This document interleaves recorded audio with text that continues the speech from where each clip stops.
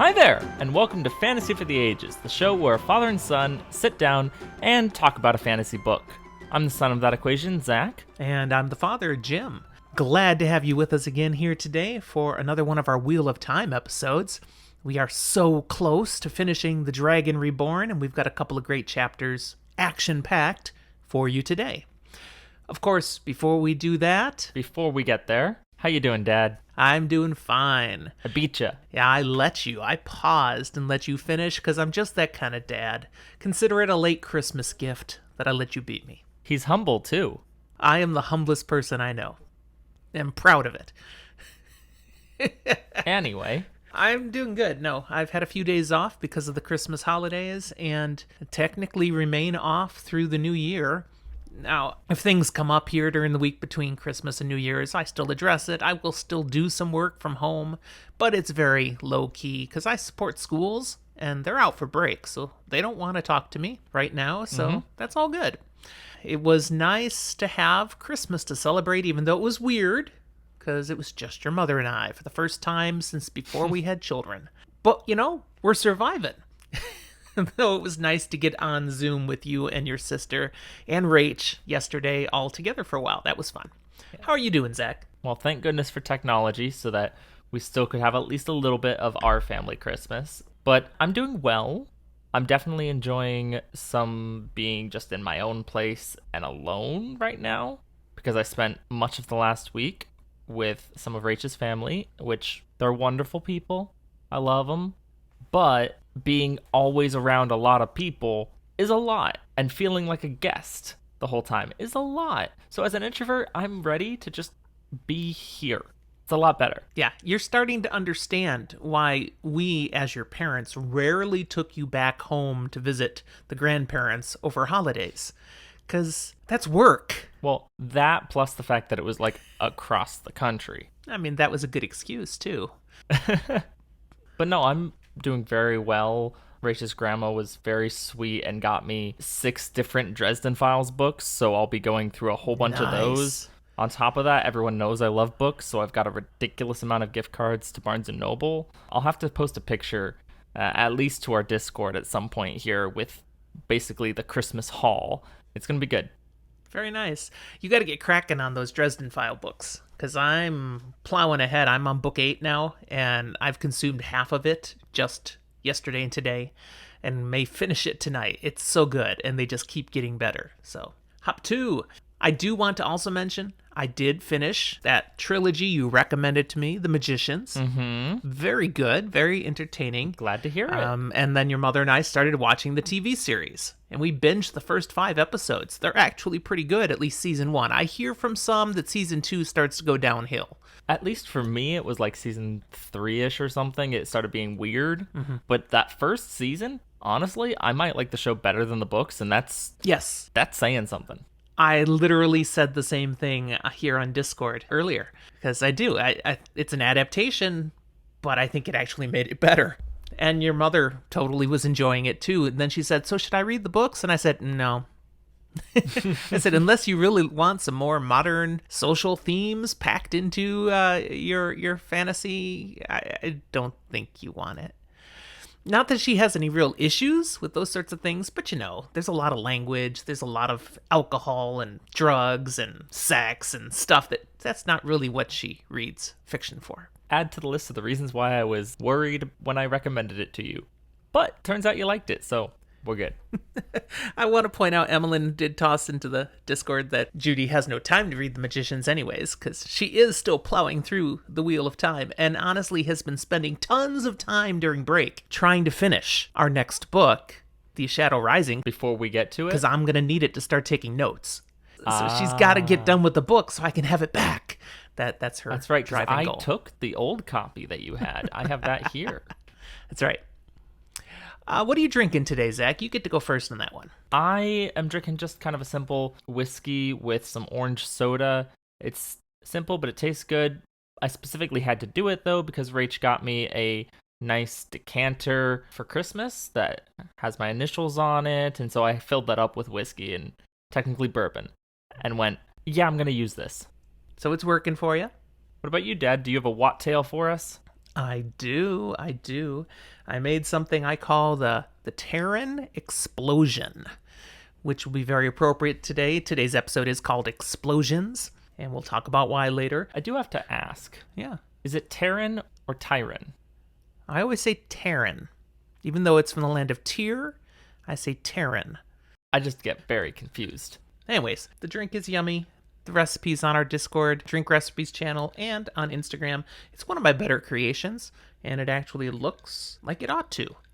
It didn't come off weird. It's definitely not anything like the Blue Valda the other week. That was horrible. This is just delicious. Spiced rum, orange juice, pineapple juice, a little grenadine. Pretty simple. So if you're interested in what it looks like or how you can make your own, go check out our Discord page or our Instagram, where both the drink and its recipe are posted. Yes. All right, just a few brief notes before we jump into our content here today. One, let's remind everybody again of our special episode coming up on January 8th. I'm excited. By the time this drops in our feed, you'll still have time to find that special episode. Specifically, look for it on our YouTube channel, where we'll be live streaming, open to everybody, a fun and exciting wrap-up episode on the Dragon Reborn, as well as touching on the journey so far for the Wheel of Time. We've got 3 special guests coming with us for that one, specifically Alan Witt from the Wheel Reads podcast, Joe Perry from Talk Around Riyadh, the Wheel of Time showcast, and Drew McCaffrey from the Inking Out Loud podcast, but you also see him all over the place guesting on other people's shows, particularly when they're talking about the Wheel of Time, because he's a mega fan. So they're all coming on with us. It's going to be fantastic. We hope you don't miss it. You should be excited. I know I am. Yes, we're thrilled. Looking forward to getting to that episode. January 8th, 10 a.m. Pacific time. We have, another thing I wanted to touch base on from our last Wheel of Time episode. We talked about something we called a chamfer knife. I didn't know what it was. Yeah, it's not a chamfer knife. It's a chamfer knife. And it's the tool Perrin uses to help with a barrel.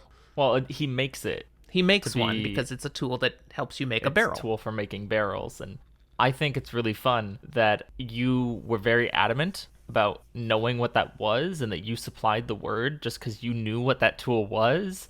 But didn't know how to say it. The fact that you have to come back in and be like, no, you said it wrong. I think it's hilarious. Hey, we will own our errors. There you go. I mean, I wouldn't have done any better. I had no clue what it was. Wheel of Time TV series, season 1. It's done. It's out there. Have you seen the last episode? I hadn't had time over the weekend with Christmas and being out of my own place until literally right before recording this episode. So I just finished the season. Okay. We're going to have our full series season episode in a week and a half. I think we're going to record that one. But what's your gut feel on that last episode? It was okay. It was okay. I feel like that's what I said last time. Yeah. I've been fairly out there on our Twitter feed spouting some of my thoughts. I definitely was let down by that last episode. It did not meet my expectations or hopes. I'm still ready for season 2 when it comes out. But yeah, we'll talk more on our future episode. What I've seen and heard from you, I'm not as let down as you are, but there are a few things here and there that I definitely question. And I question the choices on. For a number of reasons, it was hands down my least favorite episode of the 8. So, and I find that surprising that I would feel that way about a finale, and rather disappointed. But out there, most people who are not book readers seem to have loved the finale. So we're probably jaded by thinking of what could have been. I think it probably was actually a really good ending to what they had built in the season. We had expectations based on what we thought should happen. Yeah. And Discord is pointing it out. I've seen this on Twitter as well. It may feel better and make more sense when we see where they're taking things in season 2 and even further. There may be reasons. I mean, of course there are reasons. They did things the way they did, but they may be awesome reasons once we see where they head. But enough about that for now. Yes. I've got one last note, something that we mentioned in our last episode. I want to mention it again because now it's live and it's available for people. We've got a new series of midweek episodes coming soon our to read or not to read series. And we want to invite people to contribute to which fantasy book series we are going to do episodes on. Still in our fairly spoiler light format. We're not going to ruin these because we're partly doing it for people who haven't read the series. Should they read it or should they not? All different kinds of series are out there. We'll be drawing from things that I've read, that you've read, that both of us have read. But just which ones we do, we're letting our patrons have a vote, have a say.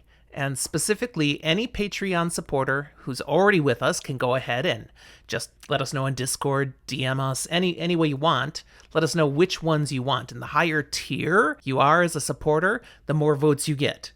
Basically, every dollar you contribute a month US. is a vote.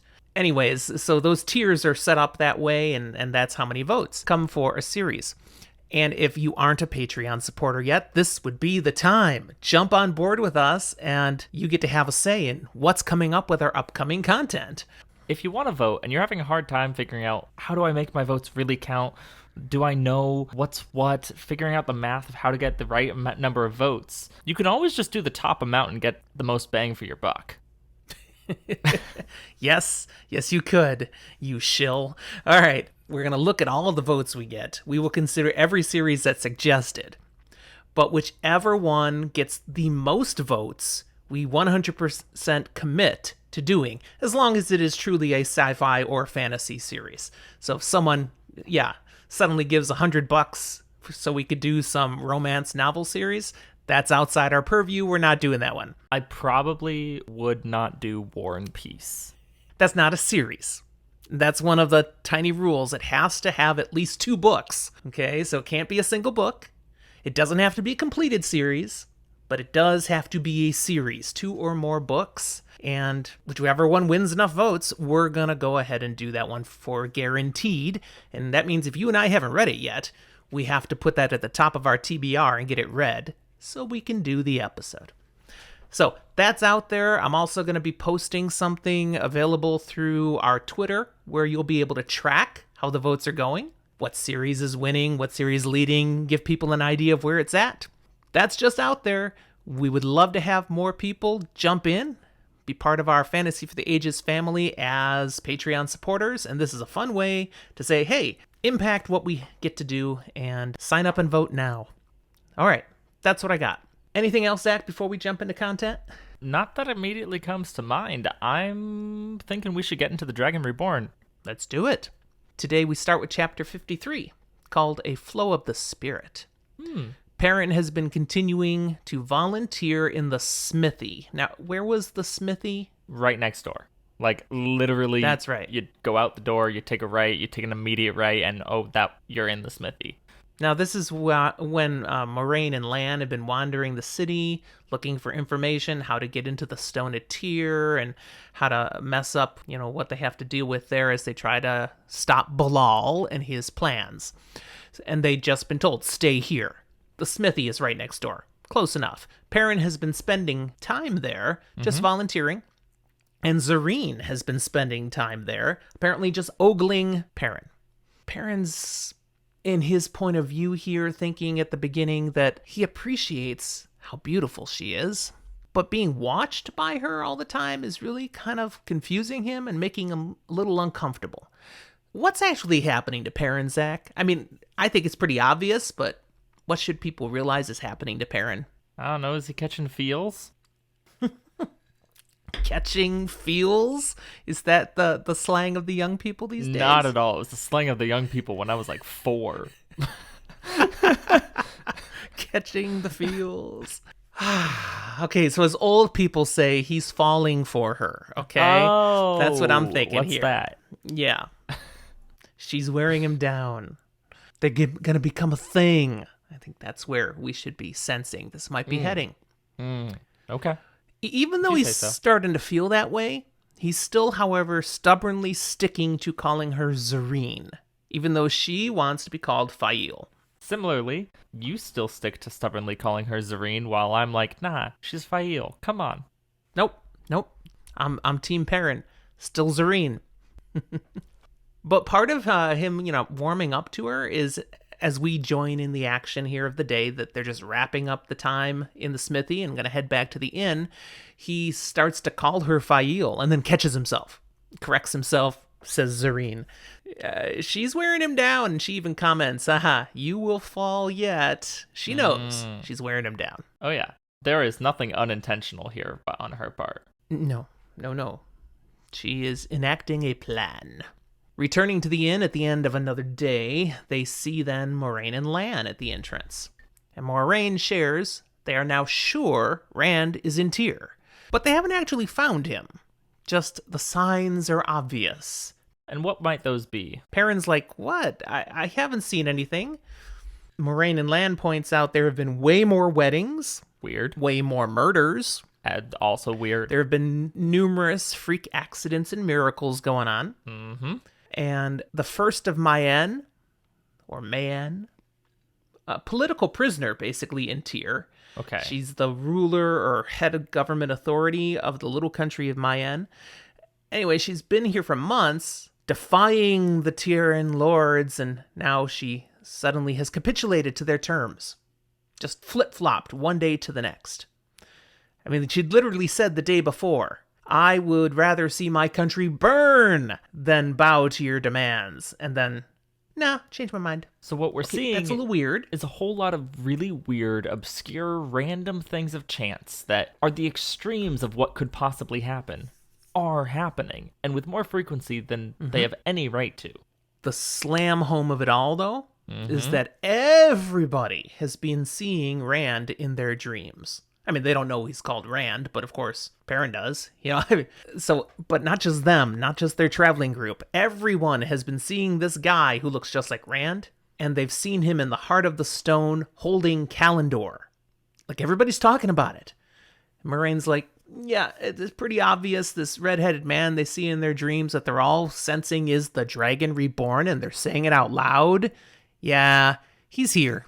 He's here somewhere. Yeah, I mean, it doesn't really help that case when there's stories of, yeah, the Dragon Reborn will hold Kalendor and it will be the sign of the end of days. Like, people stand on the side of the streets with cardboard signs that say, have you seen a red-headed man holding Kalendor? The end is near.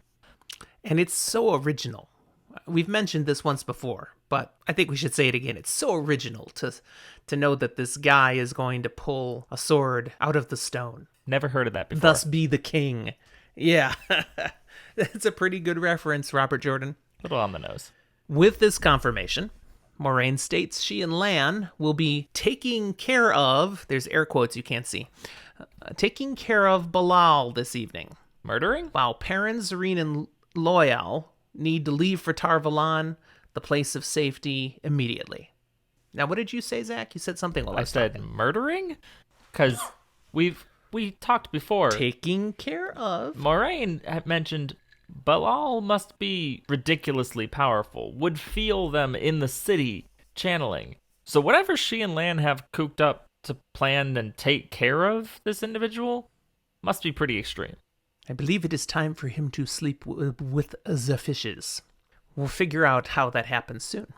So, since she's going to take care of Balal, and the others are supposed to leave, Zareen goes running into the inn upstairs to tell Loyal, because he's somewhere up there, the library, his room, the dining room, wherever, but he's somewhere up there, and she's going to go find him. Perrin follows her a little slower, and as he reaches the top of the stairs, leaving the common room up to where their dining area and rooms to stay are, he hears a little noise and a thump, then a little quieter thump, like something else hit the ground. Mm-hmm. He's like, Zareen, what's that? And he moves ahead quickly down the hall to their private dining room and pushes the door open, and he sees her laying there, seemingly unconscious, on the ground. And he's like, Fail! He finally said it. He slipped. And he's about to rush in to check on her when he hears Moraine yelling down the hall, stop! And something in her tone of voice. He stops. He's like, whoa. Yeah, she pulled out the mom voice. Yeah, big time. And as Moraine, Lan, and Perrin then gather and stand there outside the room looking in, Moraine shares, I felt something trigger. something used a flow of spirit here. And looking in the room, they see, okay, Fail, Zareen, laying there, and there's something near her, like near her hand, as if she had been holding it, and then it fell out of her hand when she hit the ground. They can see it's a little wooden hedgehog, like a carved. Very cute. Yeah, adores. That hedgehog, Moraine says, was the trap. Not so cute anymore. And she's sure it was something that was meant for her, because typically she would have been the first one into that dining room, because no one's supposed to be in the dining room except when Moraine is present. That's the deal with the innkeeper. Everyone stays out. She would have been the first one in to make sure everything's safe before everyone shows up for dinner. So thanks, Fail. You took the bullet from Moraine. Yeah, lovely. End of story, right? No. But so that hedgehog triggered whatever this trap was. Perrin's like, well, fix it. We've got to get to Fail. He can't even tell if she's breathing. She's just laying so still. But Moraine's like, hold your horses, big boy. We've got to figure out. There's a larger puzzle here. What is going on? So she sends Lan to go get the innkeeper. And he, drags him up the stairs. And Moraine brings out the wrath of the Aes Sedai down on him with all the glares and threats. Why is she so upset with the innkeeper, Zach? What did he do wrong? Well, he clearly let somebody into that private dining room. Even though Moraine had explicitly said that no one should enter. Keep everyone out, unless Moraine was present. But somebody got in there to get that hedgehog in there. Yeah. Why would he defy the explicit instructions? Well, he said 2 fine ladies, so, respectable, high lady type people, dropped off a present to surprise her. Now, let's remember what we know about Terrans.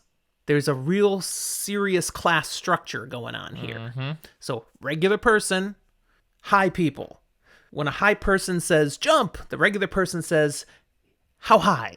They don't question those things. So, 2 fine ladies stop by, and they just have a present for Moiraine, and they even show it to him, and it's just this little wooden carving of a hedgehog. He's like, well, there's no harm. So he does not stick his neck out to try to tell these fine ladies, no, you can't do that. No. Moraine's like, well, I was surprised.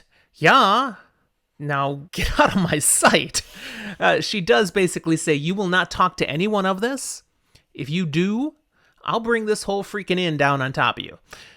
Do you think she's serious? And I should backpedal. She didn't say on top of you, but she does say, I will bring this whole inn down and leave only a freaking hole in the ground. Is she willing to follow through on such a threat? Absolutely. We saw what she did to just a fairy to keep Trollocs from following back in the first book. What more is an inn to bury some evidence? True. I think it is important, though, that I clarified. She didn't say she was going to bring it down on him. No, she's not planning to murder. Because that would be using the one power to do violence against a person who's just a guy. Yeah, she can't cross that kind of line. Well, the good news then, Moraine discerns, is, all right, this must be something Balal was doing because he discovered I was in Tyr, sets a trap, and when the spirit flow sprung the trap, he would sense that. So he likely thinks I'm out of the picture now. Which means when Lan and I go on our sneak attack this evening, he won't ever see it coming. So this is a good thing. Lan actually almost smiles, it says. Seriously, almost smiles. Even better, not only is this a good thing, but Fael's not even dead. Well, yeah, but almost. Because yes, Moraine reveals, okay, Fael is alive. She's just, everything has slowed down. Like she's gone into hibernation. Like a bear. She literally says, like a bear when it hibernates. And then I was like, wait a second, don't hedgehogs hibernate? So I looked it up on Wikipedia. Yes, hedgehogs hibernate. So why not say, like a hedgehog? There's a freaking hedgehog in the room. I don't know, probably would have been too obvious, too blatant. It's like, that would have been one of those moments where Lan just looks at Moraine and it's like, too soon? Too soon. Of course, when Robert Jordan wrote this, there was no Wikipedia to go double check what you remembered about a hedgehog, so everyone knows bears hibernate. That probably had more to do with it. When did Wikipedia start? Oh, goodness. I don't know. You could look it up. A good 15 years ago? Probably sometime after the iPhone, which was 2008, 2007, actually. 2007. Okay. Pretty sure Wikipedia was before that. I don't know. Maybe it was. We've gone kind of tangented. Let's get back on here. Okay, so while you look up Wikipedia's start date, go ahead. Key difference between Fail hibernating and a bear or hedgehog hibernating. Her body sleeps, but her self, her essence, her spirit, it's not there. It's not in there. It's just a shell. This is like in Marvel Comics when someone astral projects. They can't be outside their body too long because their body can die. I'm a little confused why you go just to Marvel Comics, because, like, this is a thing more than just Marvel. I mean, Emmeline put in the Discord, even Winnie the Pooh did it. That was more of a dream. Oh, but that's appropriate. Wow, the Winnie the Pooh reference is actually Better very than appropriate, yours. except there's no risk that Pooh Bear is going to die. That you know of. Those if heffalumps and his body woozles doesn't are come back. really, really mean. Steal all your honey. All right, so here's the deal. Moraine says that hedgehog, it's a terangrial. It was last studied in the White Tower by Corian Nadil, who's known as the last dreamer that the White Tower had. And therefore, I believe this terangrial is connected to the world of dreams, also known as Teleron Riyadh. Okay, pause. Haven't we heard about this item before? We have. Do you remember where? In this book, wasn't there a list of various stolen terangrial that were stolen from the tower by these 13 sisters that were being chased by now Egwene, Nynaeve, and Elaine, and included were a bunch of items studied by Corian and Nidal, and they were going, a whole bunch of them had to do with dreaming, and one of them was this little hedgehog. Yep, we found it. So this tells us something here. It tells us who those two fine ladies were. Probably. But it also tells us if Moraine is right, that Bilal knows she's here, then the Black Aja that we know is also here is working with Bilal. Or Moraine is wrong. Bilal has no idea and doesn't really care about Moraine, but the Black Aja does. Now, of course, we have already learned in a previous episode that the Black Aja is working with Bilal. I mean, we do know that, but definitely. Moraine doesn't know anything about the Black Aja actually being going on. That's a different thread in what's happening. So she doesn't know the girls were sent to Tyr chasing after the Black Aja. Ooh, I like she that. Doesn't know that. A different thread of the pattern. Ooh, I'm so good and I didn't even know it. Okay, now you ruined it. See, there's that humbleness again. Okay, Moraine's theory here is that Fail's essence is trapped in a dream. Okay. Probably Teleron Riyadh itself. And if her essence isn't returned to her body, it will soon die. But she admits, this isn't really my area of study. I didn't learn about this stuff. This is just kind of passing knowledge I kind of know. So she might be all right. She might just come back to her body after a passage of time. Regardless, we can't do anything about it because if we were to walk into the room, the trap's still alive. We'd be in the same problem she is, helpless, and we have no time.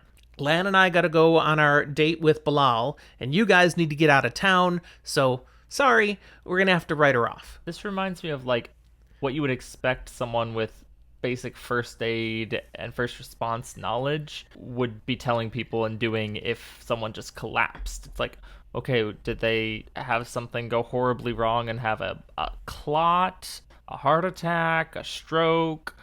How serious is this? Did they just faint? Exactly what's going on, they might not know, but they can kind of surmise from what they do know. They're limited understanding. And we're limited in options because of the time issue. Moraine is like, we have to leave now to go deal with Bilal. Otherwise, it's going to be too late. What would make it too late, Zach? Couple of things. One, at the moment, supposedly, Bilal thinks Moraine's out of commission and they have a little bit of an element of surprise. You wait a little bit too long, he hears it wasn't Moraine, and that's gone. However, more importantly, they were trying to deal with this mess and Bilal before Rand actually showed up and became a problem. He's in the city. We're confident about that. But he seems not to have made a move on Kalendor yet. He's only going to wait so long. So there's urgency, and we can't take the time to stick around and work this out.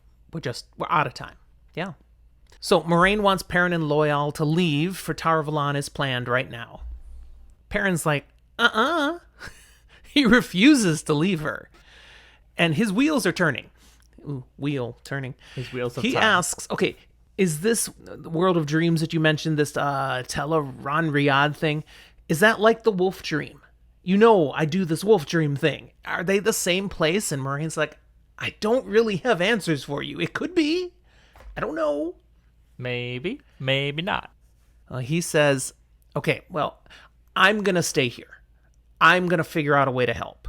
And he says it with a tone of voice, a body language note that she's like, all right, I see where you're headed here. Fine. Literally, she says, very well, Perrin. Remain if you wish. Perhaps you will survive this night. And she and Lan are out. They have no time for this. If Moraine was less eloquent, this would be one of those moments where it's like, damn it, Perrin, fine, do what you want. And if she was a better, warmer, kinder person, she'd be like, Perrin, I understand. Be strong and courageous. You can do this.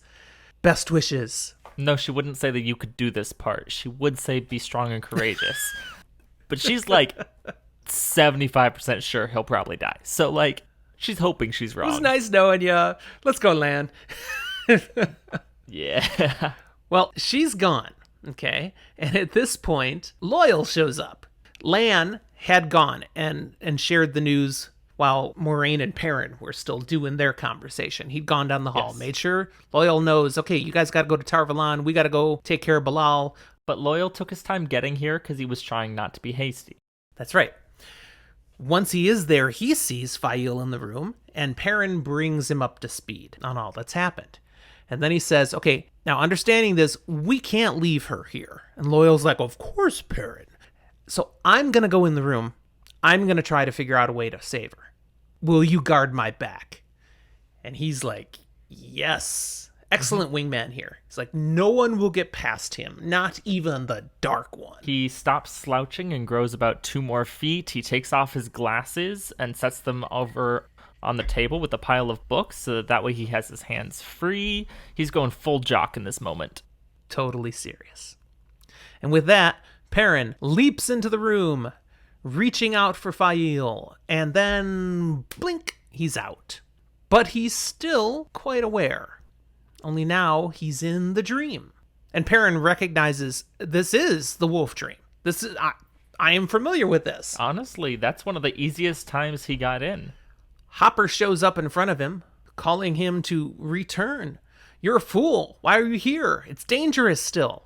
He insists Perrin leave the dream, and Perrin shares that, no, Fail is trapped here. I have to find her. And then Perrin experiences something changing. He feels a change, and he looks down at himself, and he's a wolf. He's bigger than Hopper. Oops. He's this massive wolf. He is now young bull. Ah, Hopper is rather concerned, even shocked at how impressively a wolf he is right now. And he says, you are here too strongly. You need to leave. I mean, you will die if you don't leave. Perrin says, quite calmly, I don't care. I have to free my falcon. If I can't free her, I don't need to live. Very, very determined, very set. Hopper doesn't argue anymore. He says, then we hunt, brother. And off they run. And that's the end of chapter 53. so apparently, Fail was very, very effective with her flirting because Perrin has gone 0 to 160, not 60. He is fully committed, no matter what. It is a bit of an extreme reaction. Well, you know how it is. You don't know what you've got until it's gone. It's a well-known phrase. He's been figuring this whole thing out, how he feels and all, but now she's lost, and he suddenly realizes how much she means to him. Don't get me wrong, Boom. it kind of fits in here that up until this point, The pairing that we've seen in these books has been very much the if a woman is in trouble, he sees a damsel in distress and he needs to help. He wants to help. He had a moral conundrum about trying to save Egwene, and then he judged himself for it. He's always going to feel like he needs to step up, and this is just another example of it. I can live with that. We leave Perrin now and we go to chapter 54. It's called Into the Stone. We're going to go hang out with our buddy Matt Cawthon. Ooh. Yeah, he's humorously thinking about how the rooftops of Tyr are a foolish place for any sensible man to be. So that's exactly where he is. Right. And he acknowledges, I've never been known for being very sensible. He's been exploring a way to get into the stone. Because, of course, he knows the girls are in the stone, Nynaeve, Egwene, Elaine, and he's got to find a way to get to them and rescue them. Mm-hmm. So currently, he's up 3 stories above the ground. Okay. He's spent hours on the rooftops trying to figure out how to get up there, how to get into the stone, and he's figured out a way, he thinks. It's not a good way. Well, none of these buildings go up against the stone itself. Like there's a road, there's a path, there's a clearing between the rest of the structures and the stone, except in one place. Because the stone is right up against the coastline that Tyr is built on. Mm-hmm. And there's a city wall that separates the city from the waterway. And that wall goes all the way up to the stone itself. And some of these buildings, these homes and stuff that he's on, some of them are built up against that city wall.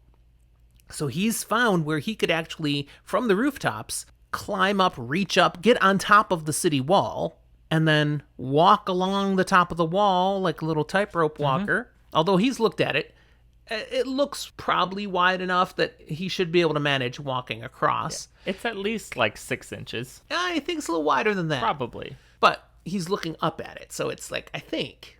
And from there, he can get to the stone. And then he can see what he can do. Now, Matt has with him his handy-dandy quarterstaff. Mm-hmm. That's his weapon of choice, always hangs with him. A small wire-handled tin box that's hot to the touch. And his roll of fireworks. Those are his supplies. Okay. Now, what he figures is, okay, once I get to the stone, I'm going to figure out what to do, but I don't see much beyond one option. And that's a freaking free climb all the way up, another 100 paces into the air. Zach, you previously compared the Stone of Tyr to like El Capitan. Yeah. In Yosemite National Park. This is him. He's picturing, I guess once I get there, I'll just scale it. Look, is it possible? All the way up to the top. For one person? Actually, probably. You could never do a full large force up something like that, so you could never take the Stone of Tyr. But could one person do it? Probably. Is it more likely that you're going to slip, fall, and die? Yes, definitely.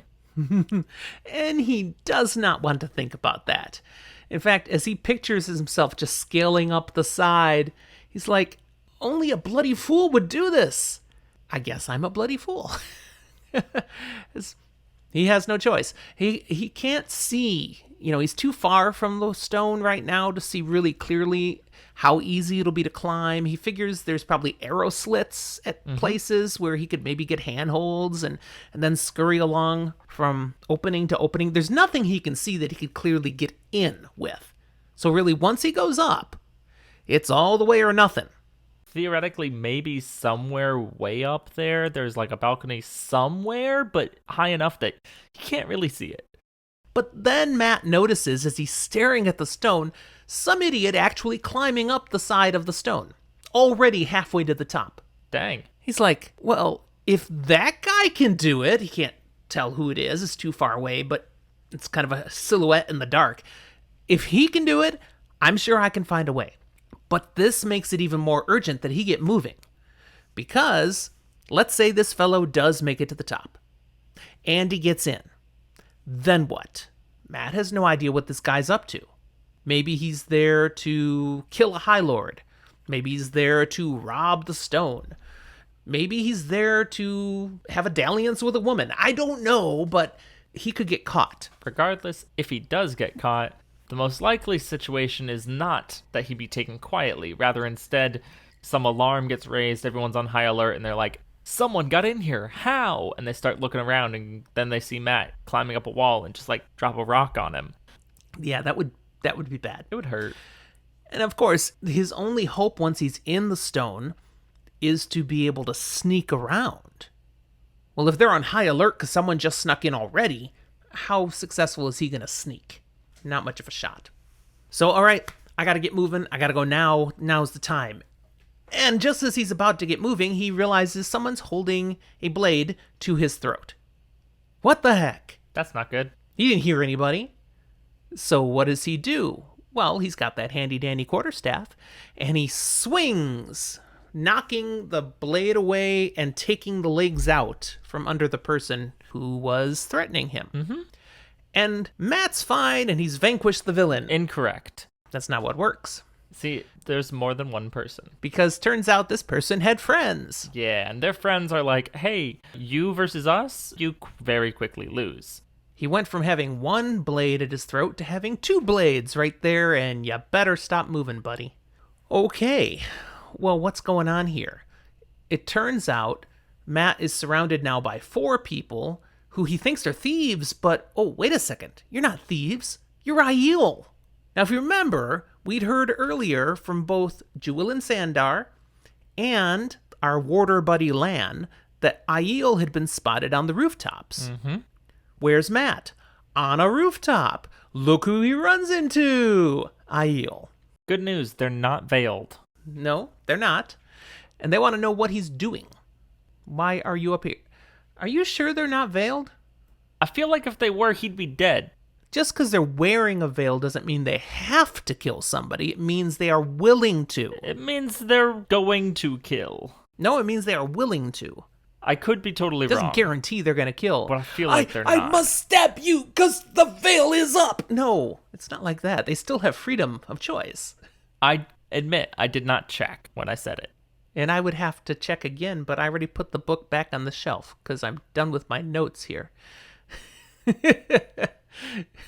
Jordo puts in the Discord, hold on, wait a moment. I need to put my veil up before I kill you. I mean, that's the point. They're prepared to kill. It doesn't mean they have to kill. But if the veil wasn't up, they wouldn't kill because that's against the rules. I mean, they could. Unless you're on a TV series and in labor. But that's a different thing. If they needed to, they would. Discord's distracting me. Okay, if you want to see, that is a great meme, by the way. If you want to see, you need to come join us, become a patron. All tiers of our Patreons can join us in our live recordings. Okay, so they want to know, why are you up here? We've seen you studying the stone from all angles. What are you up to? But before Matt can even answer, someone else speaks up out of the darkness, wanting to know what the Aiel have been up to. And ta-da! Jewelin Sandar, our thief catcher. And he was up here expecting to find thieves, and now he's found Aiel. So he's like, what are you guys doing up here? One Aiel, maybe the one in charge, he looks at Jewelin and he looks kind of like impressed. You know, we didn't hear you. But then he says, but what are you doing up here? Because we've seen you watching us, and 4 more Aiel step up from behind him. So, yes, you snuck up on us, but we did know you were up here. Collectively. Okay. The royal we. So now we have this Mexican standoff. We've got Matt, the Aiel, Jewelin, all wanting to know what's going on. Jewelin says, well, I'm up here because I was troubled at something I'd done earlier today. Something that felt right at the time, like I needed to do it, but now I'm not so sure. I may have betrayed something. And just, I needed to do something now. Something positive, so here I am. One of the Aiel reveals himself as Ruark. Remind us where we've met Ruark before, Zach. Okay, so if I remember correctly, Ruark we saw when Egwene and Elaine were captured, and then the Aiel came back to save them, kind of thing. That whole situation earlier in this book. That's right. And we learned he was the clan chief. So he's in charge of a group of Aiel that are here. And he speaks to Jewelin and he says, I understand your role in Tyr. You protect people from theft. I assure you, we are not here to steal anything. We mean no harm to the people of Tyr, But we do have an important purpose in the stone. So if you'll leave us, don't raise any alarm, we'll let you live. Otherwise, we'll have to kill you. He's very candid about it. Okay. No nonsense. Okay. Well, He's not threatening him. Yes, He's he just is. stating facts. This is just how it is. Our business is too important. We can't let you stop us or cause any issue. just because you don't say something threateningly, is that a word? I feel like I'm missing a syllable. Yes. No, threateningly is correct. It's still a threat. Like, whether it's intended to be followed through or not, it feels like you're saying it's not a threat because he would absolutely do it. It's just a fact. But, like, that's an actual threat. Otherwise, it's an empty threat, and it doesn't mean anything. It's 100% a Well, threat. wisely, I think Juilin views it the way you just described because he smartly agrees not to raise an alarm. Backing away here. It's all good.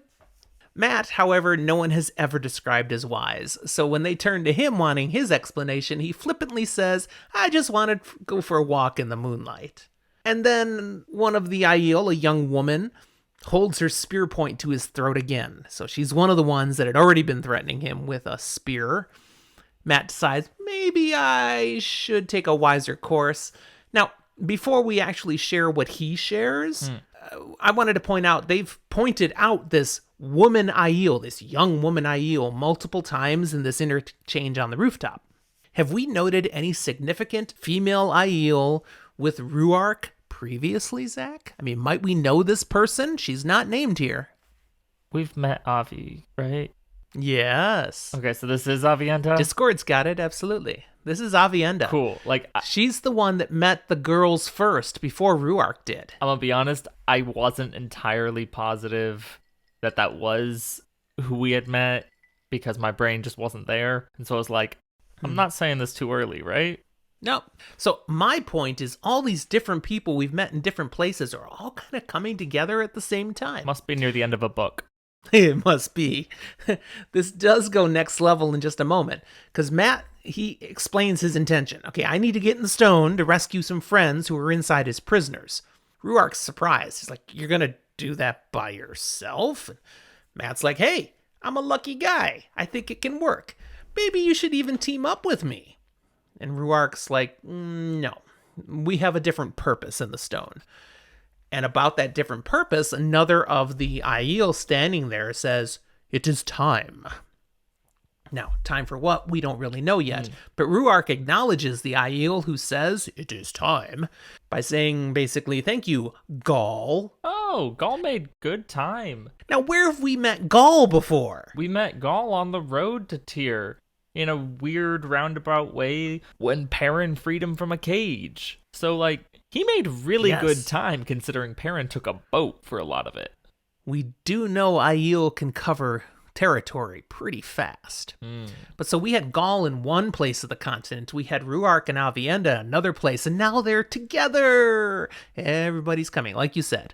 Must be near the end of a book. The Aiel leave then, and poof, it's like magic. Just a couple steps, and now they can't see anybody. They're all gone. Wheel of Time and Ninja, baby. Matt's quite impressed. He's also a little freaked out at that. Matt, it's fine. Just go around and, was poke the couple bushels of hay that you see sticking around. They just jumped off the building into the hay. That's how they survived the fall damage, and it's where you will find them. Wow, I was needing that explanation. Thank you, Zach. Sorry, you just haven't played enough Assassin's Creed with me, Dad. You'd be there if you had. That's the reference. Thank you. I get it now. Hopefully somebody listening got it before I did. I've watched you play Assassin's Creed. I even think to myself, I should try this at some point. Good series of games. Some of them are a little weaker. And you left but your they're older entertaining. versions here at the house, I believe so I could did do leave it. the disc versions. Yeah.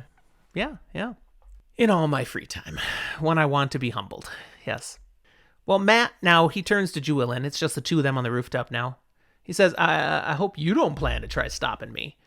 Well, some more conversation just between the two of them reveals that Juilin knows the girls, and he's quite willing to help. He knows they're prisoner in there. He says, okay, I think I could sneak you in. You don't have to try climbing this silly thing.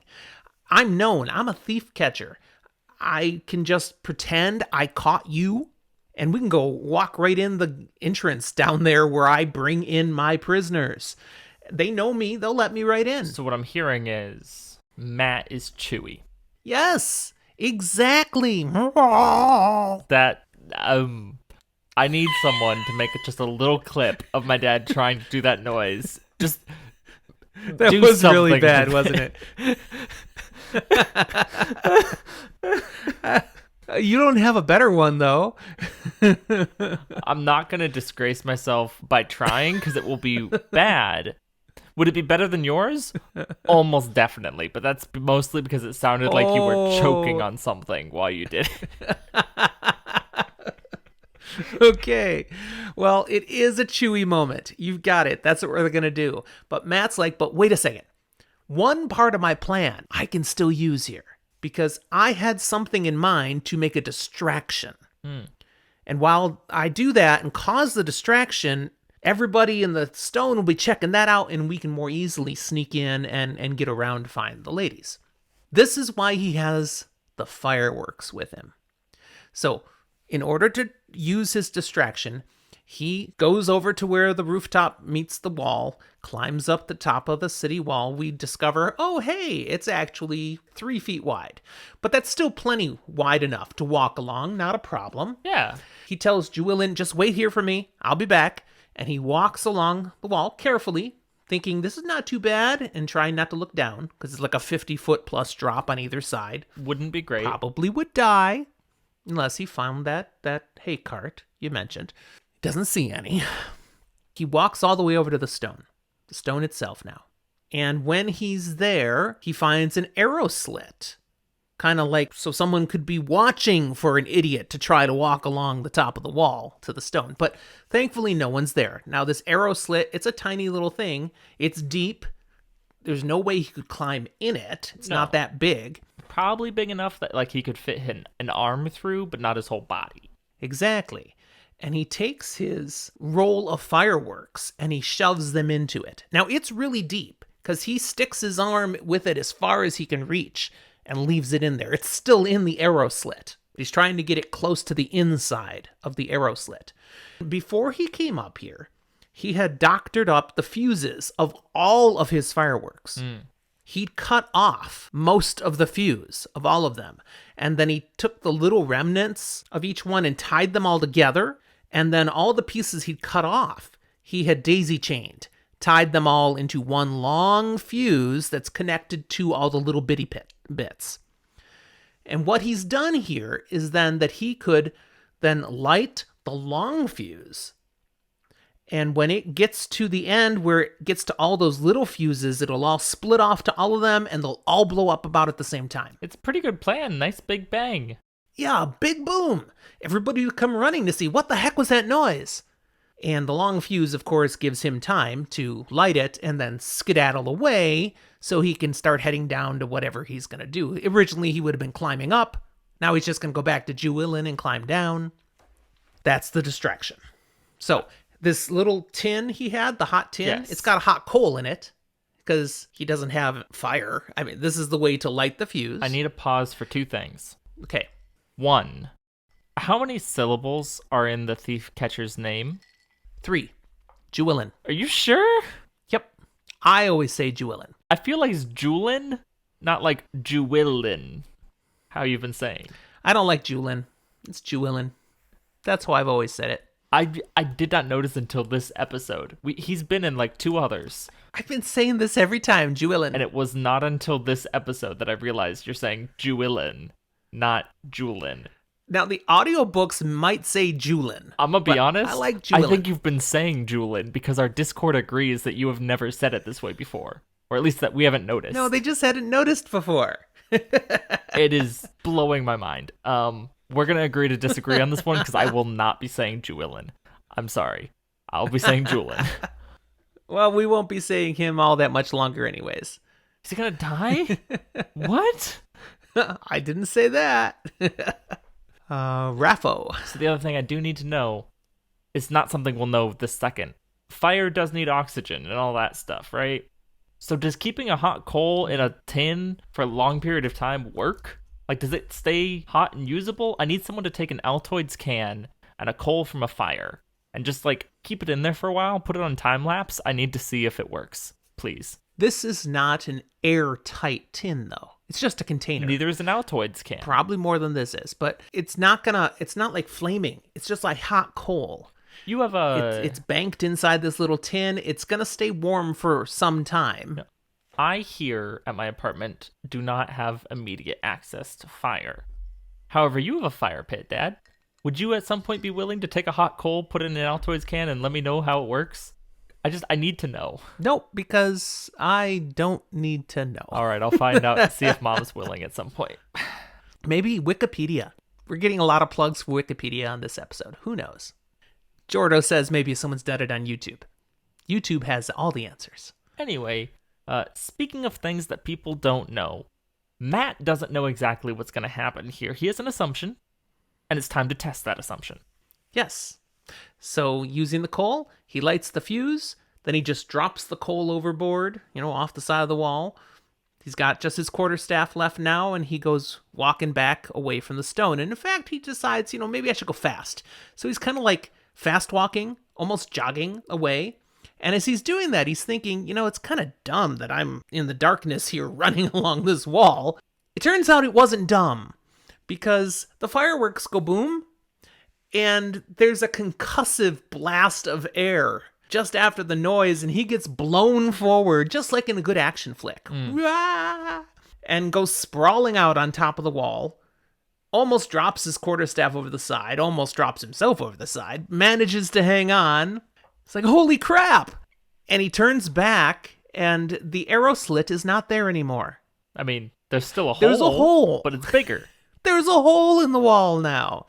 In fact, as he looks at it, I think I could get in that hole. And suddenly, at that moment then, his plan goes right out his head. I can go in the hole. I firmly believe that Robert Jordan knew what he was talking about fireworks and explosions. So I have to wonder, how big and strong were the fireworks that Matt has been carrying around this whole time? Trust me, I have lit off bigger explosions than I probably should have that were fireworks, and none of them could have done this kind of damage. Yeah, I think these are pretty big. I think Tom was pretty smart when he kept telling Matt to quit playing around with the fireworks. Probably. Now, I do want to point out, in the spirit of our Spoiler Light podcast, that this is a very significant moment in the series, so first-time readers should definitely remember this explosion. Matt did not expect there to be concussive power here and a hole to get blown in a wall. He just thought it was going to make big boom noise. The fact that it did something quite different, Matt's going to remember. We should remember. It will have an impact on later elements of these books. When Matt then says, hey, hole, that looks like a door. I could go in that way. He's being an idiot because he had a plan and he's completely forgetting a key element of his plan. What is he not thinking of at this moment, Zach? I mean, what was the point of the plan? That everyone would come running to the distraction. Right. So he decides, I'm going to go in the hole. You mean you're going in the place that you just made noise to draw everybody to? Not smart. Yeah, I mean, at least you got into the Stone of Tyr. Sure, you're about to get apprehended by everyone. Or dead. He doesn't make it more than a dozen steps, and he runs into all these defenders coming to see what happened. So now he's one guy against a dozen soldiers. It's okay. They've got swords, he's got a quarterstaff. Well, and they're not really all geared up. Like, none of them are wearing armor. They're clearly taken by surprise. They don't expect to see a guy here. Matt takes advantage of that, and he tears into them before they can, figure out and arm up and take him down. So despite having like 10 to 1, 12 to 1 odds, he's pretty much going through them and taking them out. His odds improve, though, after the first few whacks when he realizes Julian followed him. Or Julin. Or Julian, however we want to say his name. Julian, the king of the lemurs. Julian Sandar now is there with his staff whacking around too, and the rest of the soldiers drop. Sandar then turns to Matt, dismayed. I just beat up some defenders of the stone. I'm gonna die. This is not a good move. It's fine. In for a penny, in for a pound. But he's also concerned, looking at Matt going, what just happened? Can you channel? I mean, what was that? He's afraid he might be with a man who can channel, which we all know is like the boogeyman. That's the worst thing possible. Yeah, Rand. Ironically. But Matt just says, fireworks. That was fireworks. Because that explains everything. Technically, it does. That's right. Now snap out of it and get us to the cells. So Sandar says, fine, let's go. You're right. We need to get to the cells before defenders catch us, because at this point, if they catch us, they're going to kill us. And now we jump POVs. Yay! We get to switch to a very, very short POV of Rand. It's insightful, even though it's very short, because we learn what? He's in the stone. Oh. He was the one Matt saw climbing up the outside. Gotcha, he's a fool. He's heading in to get Kalendor to end the dreams, the baiting, the taunting, the hunting that he's been experiencing. This is all in his head. He's got to get to Kalendor. He's a fool willingly walking into a trap. Got it. Oh, and he's laughing to himself as he walks through these halls. He's either Great. mad, sleep-deprived, or both. And that's it for Rand. Now we jump to Egwene. We left off, remember, when she was unconscious from the beatdown she took. Yes. She is finally opening her eyes now. Concussed, but not, dead. She's a little disoriented. She's in some pain. She's wondering why she was dreaming about Rand. And about Matt again. And he's shouting, I'm coming, I'm coming. Looking around, she realizes where she is, in a cell, and starts screaming about being chained. I won't be chained. I won't be collared. And Nynaeve and Elaine, they're there with her. So they rush to her side. They try to soothe her, but they're not having a lot of success. She's pretty worked up here. I mean, she's understandably having a reaction to previous trauma and going full panic attack. Yes. Yes, this is unbearable for her. But she does eventually calm herself down a little. And the girls help her sit up. What does she learn? Okay, they're in a stone cell, a small stone cell in the Stone of Tyr. They're in a stone inside of a stone. Stoneception. Okay. They are shielded. They're blocked from touching the source, so channeling is out of the question. Okay. They know that one of the Black Aja has remained on duty just outside the cell to maintain their shields. Just one? That's insulting. Other than being imprisoned and shielded, though, they have been left alone since they were brought here. Why? Because, again, Egwene didn't hear this before. She was unconscious. They are bait, is what they've been told. They don't understand. I mean, bait for whom? What that's about? They don't have any information. Egwene connects the dots on that one, though. She says, I've been dreaming of Rand coming here for Kalendor. We must be the bait drawing him here, too, because we're his friends. Yay. And then they fill Egwene in on what Leandrin said, that lovely thing about 13 Murdril coming so that they can be turned to the shadow. Hey, Yippee! quick little PSA here. If you have a friend who's having a full-on panic attack due to their past trauma, maybe don't tell them about impending doom that is linked to one of their biggest fears. Timing isn't the best. But she does need the information, so, I mean, come on. Egwene realizes at this point that she still has her dream ter'angreal, the dream ring. It gives her an idea. They might be shielded here, but in the world of dreams, things might be different. Egwene has been able to channel before in the world of dreams, so maybe she still can if she escapes from here and goes there. She just needs to get to sleep. Okay, the others kind of try to make her comfortable, help her, here we go. And soon enough, Egwene is in the world of dreams. Right back where she usually starts. See, I know they make her comfortable and they help, but I feel like Nynaeve could have had a faster way to get back to sleep, especially considering she's already suffering from head trauma. Did you say Nynaeve? Yeah, because Nynaeve's got a thumping stick pretty much always, so... Or at least she's well trained with one. Anyways, trying to help her get to sleep, in my mind, I pictured her singing Soft Kitty. You know what that's from, right? Like from Big Bang Theory? Yes! There you go, little ball of fur. Exactly. What, soft yes. kitty, warm kitty, little ball of fur? Mm-hmm. Ending with purr, purr, purr. Yeah, that's what I'm picturing. Anyways, she's there in the world of dreams. She's in that pastoral nature setting she usually starts at. And she immediately checks to see, can I embrace Saidar? And yes, she can. She can channel here. So she releases the source, closes her eyes, and using the technique she's done before, she pictures herself in the heart of the stone, and then she opens her eyes, and there she is. Yay. She's in the heart of the stone. Why there? Why not picturing herself going to the cells? Well, one, she doesn't exactly know where the cells are. That's a big one. Two, the Heart of the Stone is something she's actually familiar with. She's been seeing it over and over in her dreams. She knows she can get there. Yes. But going a step further, assuming she is trying to go and come across some of these black sisters in the cells, going randomly into a spot where enemies are and not knowing exactly where they are or where you are, maybe not the best idea to just apparate there. Well, that's a word you pulled from a different series, but it works. Technically, the word in and of itself existed before the series. I don't think it's ever used in the Wheel of Time. And there's a lot of words in the Wheel of Time. Probably not. Regardless, here she is in the one place she was sure she could get to, and now she can work her way down to the cells. However, she finds she's not alone here in the heart of the stone. She sees one of the Black Sisters, Joya Bayer, standing there looking at Kalendor, seemingly insubstantial, like she can kind of see the light of Kalendor shining through her. Joya somehow senses her. She turns, she's like, "How? You are shielded!"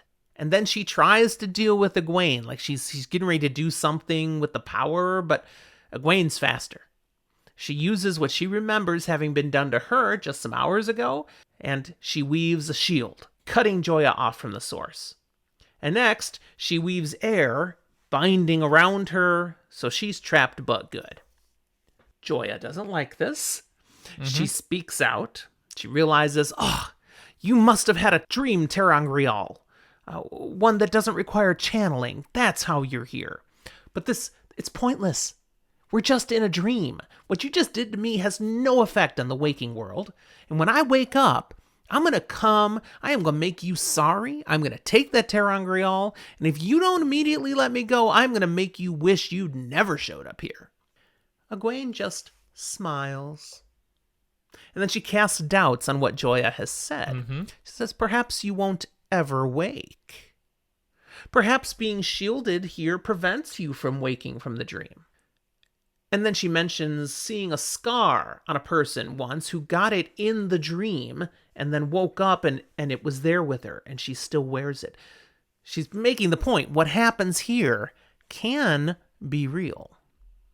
What was she referring to, by the way, the scar thing? Varen. Varen showed when she gave over the Dream Terangrial that there was this nasty scar, never quite healed entirely right.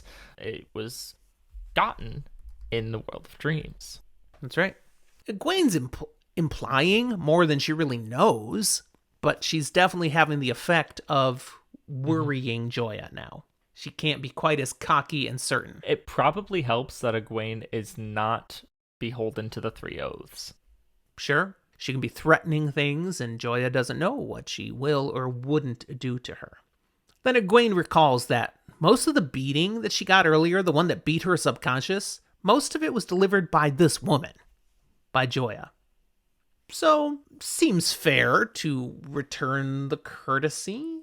And she starts beating her with air. Not as badly as Egwene was beaten. She has no purpose in trying to beat her senseless. But she does take some joy causing her some pain. I have to wonder if it's really not as badly or if it's just more targeted. It's not everywhere. It's avoiding, like, the head so that you're not beaten unconscious. You're just in a ridiculous amount of pain. Maybe. As this is going on, Egwene has a couple of recognitions, some things she realizes.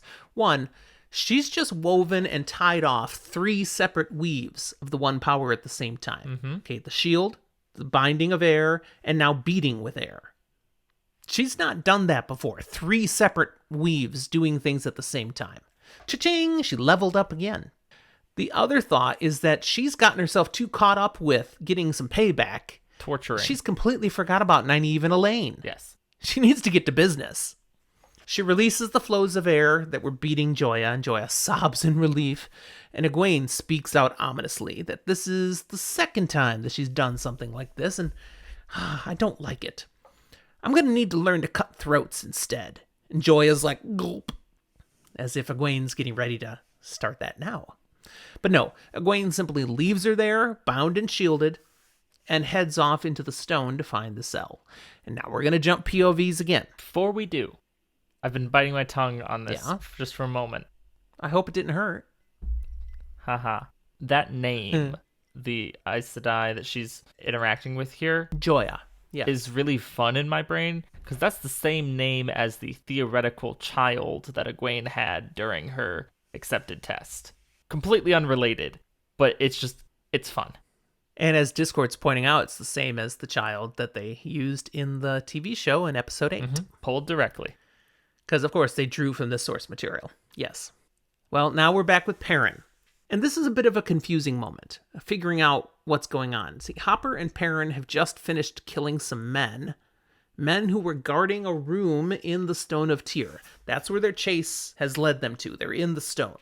The Dreamstone. But they're in the stone in the world, in the Wolf Dream. So the Wolf Dreamstone. Exactly. What would you call that? Moonstone? No, pretty sure not.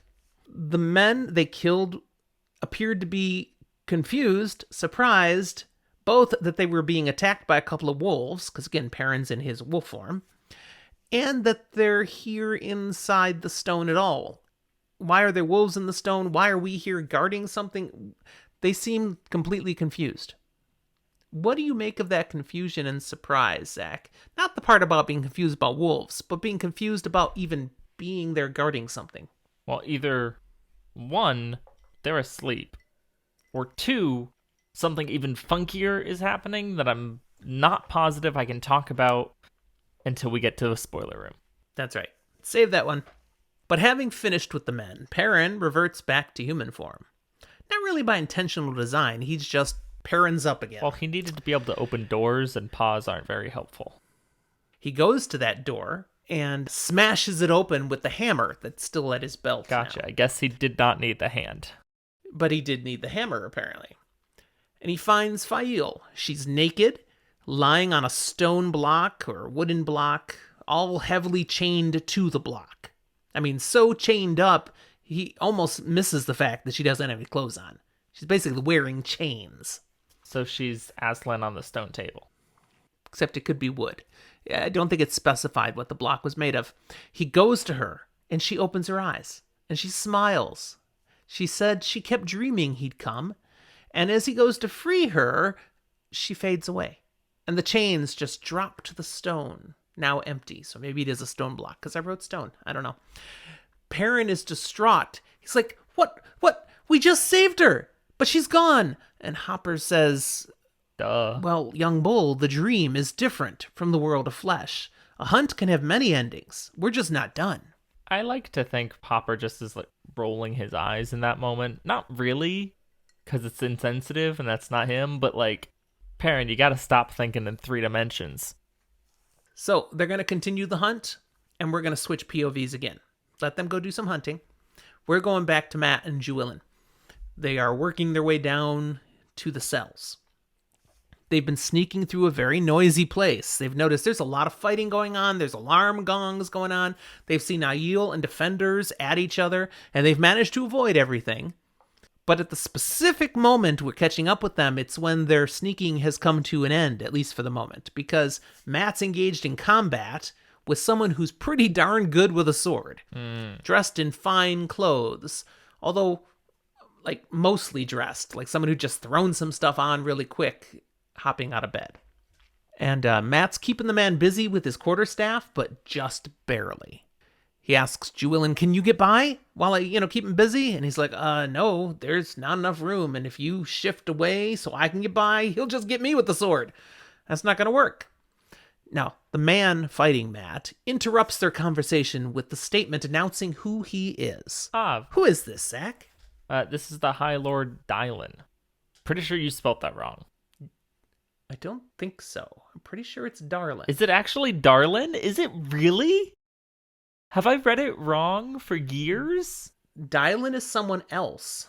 Yeah, Dylan is a character, but not this one. Dylan is someone else. I'm gonna be honest, I just assumed you spelt it wrong. Wow. To be fair, autocorrect does have a great time with my notes.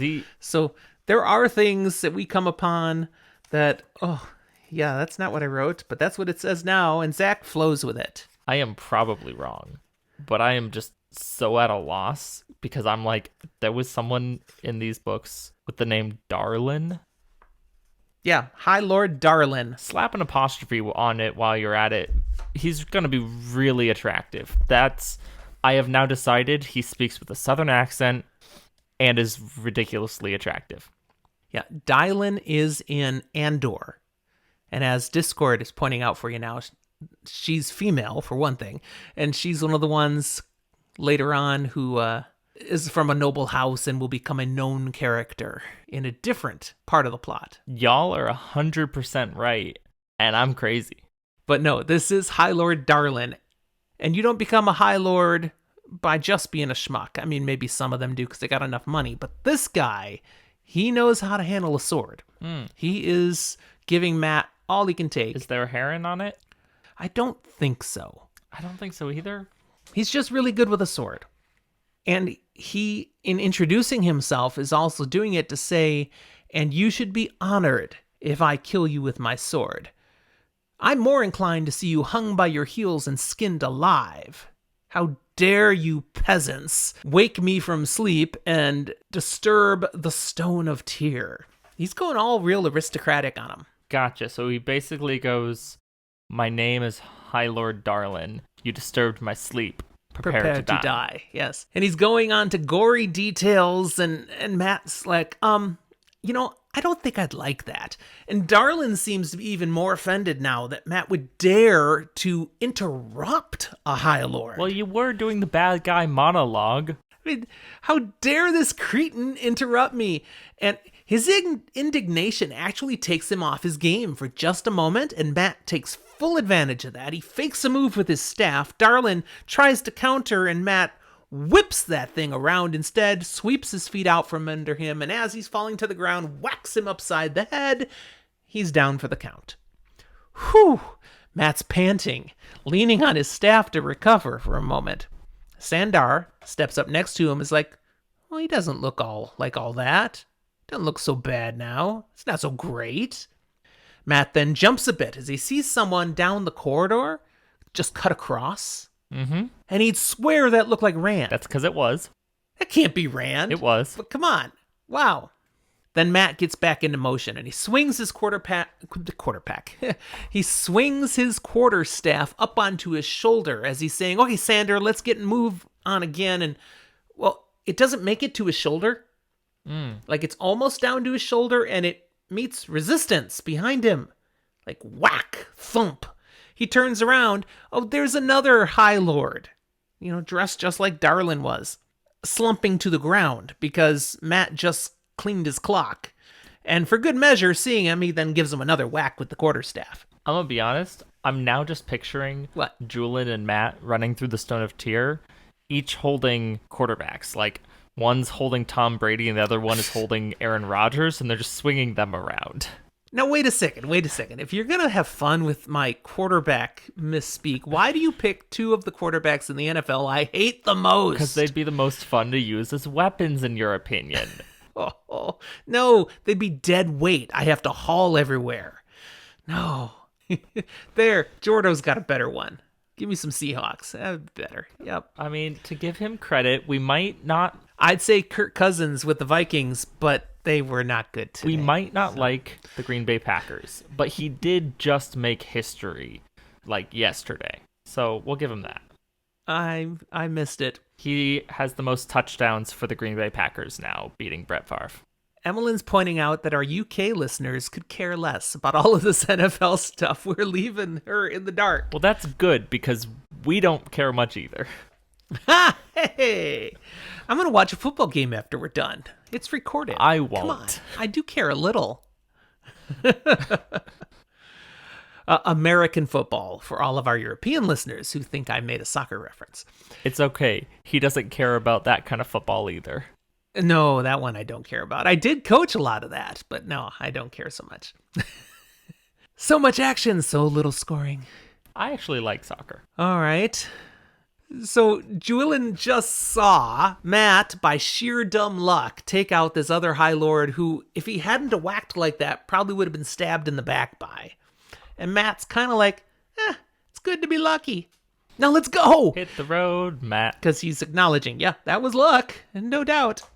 So off they go again. To see the wizard. Heading down to find these cells wherever they're, hopefully don't run into anyone else.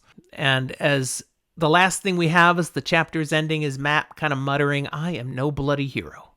Could have fooled everyone else. So that is the end of that chapter. That's the end of our content for this episode. Other than we'll get to a spoiler room segment in a moment. But we do want to say some normal things here. Mm-hmm. We've mentioned our Discord peeps here with us for the live recording. We would love to have any of you join us on Discord. We've got a great community there that enjoys Wheel of Time, all sorts of fantasy and sci-fi content. So look for our invite link in the show notes of this or find it in our Twitter bio. You can always find an invitation to come join us on Discord. You can also find us and connect with us through the regular, typical social medias, Twitter, Facebook, Instagram. We're there. We've got an email, fantasyfortheages@gmail.com. So if you want to go old school, you can actually send us an email. And there's links for all of these things in our show notes, as well as where you can check out our merch shop and buy a Frosty mug or a coffee mug, Fantasy for the Ages branded. Good stuff. Anything else, Zach, that we should mention today? Just that if you're a first-time listener, this is the point where you should probably hop on out. That's right, because we're now going to go into the spoiler room where we completely ruin and spoil something for the whole series. So we'll talk to you later. The spoiler room. All right, Zach, time for us to roll. Who's going to spoil first? All right. Are you kidding me? Natty 1? I used a different die this time. For the third week in a row, I rolled a 3. You can't blame it on me weighting the die this time. No, I can't. However, you're going first. Wow. You got a 2 or a 1? I got a 2. Wow. Okay. Well, what I'm going to do first is I'm going to... Which one do I want to spoil? I'll do the one that I had in front. I simply want to talk about just a little bit more about the fireworks. Okay. Again, big revelation for Matt that they don't just make noise. They actually have concussive power well beyond what he may have thought. I mean, he knew night flowers can go up in the sky. They're doing something. They're exploding. He had no cognizance that this little pouch of fireworks could blow a freaking hole in the Stone of Tyr. That sticks with him. He's going to mull on that for a while. And he's going to, again, connect up later on with Eludra, the Illuminator. He spent time with her before. That's how he got the fireworks. But their fortunes will bring them together again. And at some point down the road, her innovative thoughts and his innovative thoughts are going to come together. And he's going to totally understand how she wants to create dragons. Which are, of course, cannons. But she's going to call them dragons. And with the explosive power of fireworks, well, just the gunpowder basically that's inside them, they're going to create a weapon that is world-changing. It is a key part of the last battle. And if we ever had a follow-up series, there absolutely would be firearms. Oh, yes. Oh, yes. And it really starts here for Matt in that Matt isn't even yet on the full path of becoming the Lord of Battles. But we know that's in his future. No. But he sees the destructive power as a siege weapon that explosions can be. Yeah. When he does get his greater knowledge of battle, and then he has this information on what fireworks can do, oh, those two are a perfect marriage. Mm-hmm. And that becomes a huge part of the plot moving farther into the story, which we will enjoy talking about some months or years off still. Something like that. Zach, what do you want to spoil? I'm going to hop into Teleron Riyadh for a little bit. There's a lot that I could actually talk about and spoil in Teleron Riyadh from this episode alone. Oh, yeah. However, I am going to specifically talk about Egwene's experience. Okay. Egwene's not channeling. Like, putting it simply, she's not. She's shielded. She has no access to the one power. Being in Teleron Riyadh, doesn't change that. Instead, she's willing the dream. She's using the natural stuff of Teleron Riyadh that exists. She just doesn't realize it. What she thinks she's doing is channeling, but that's just because she has an innate feeling and knowledge of what channeling is, so she expects it to happen, and it does. To me, even it goes to the extent of maybe she didn't actually level up so much yet, but rather she expected all these various different things to be able to happen, and so it did. It didn't experience that part. And it goes even to the extent that later on, we see Perrin doing things that shouldn't be possible with weaves in the dream because they're not really the one power. Yes and no.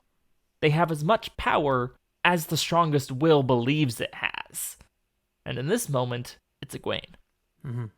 I would say you're right on the channeling, that she's not really channeling, but I do believe you can channel in Teleron Riyadh.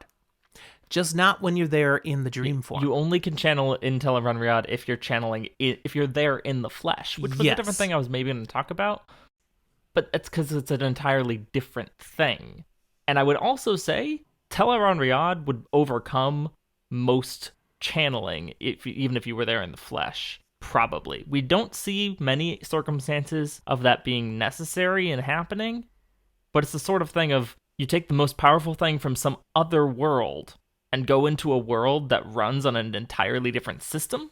It's still powerful, but it's in the wrong world. Yeah, I wanted to say that we did see a time when Perrin fights off somebody's channeling, somebody who's there in the flesh, and he fights it off when he's in the dream, except at that point, Perrin's there in the flesh as well. The one time I can think of when he does that. And I'm not sure they actually are there in the flesh.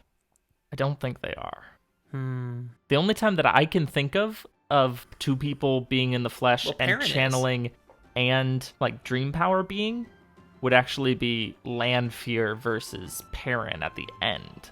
Other times, I don't think a channeler and a specific dream user are meeting against each other in the flesh in Teleron Riyadh. You could be right. At least one of them, I think, usually is not. Okay. Or it's two channelers, or two wolfy kind of things. Okay, now we're talking about this so many details, I'm kind of forgetting what you originally said, so I think that's where we should stop. I just got so much I want to spoil. Yeah, and we limit ourselves on purpose. But that is where we'll stop for today.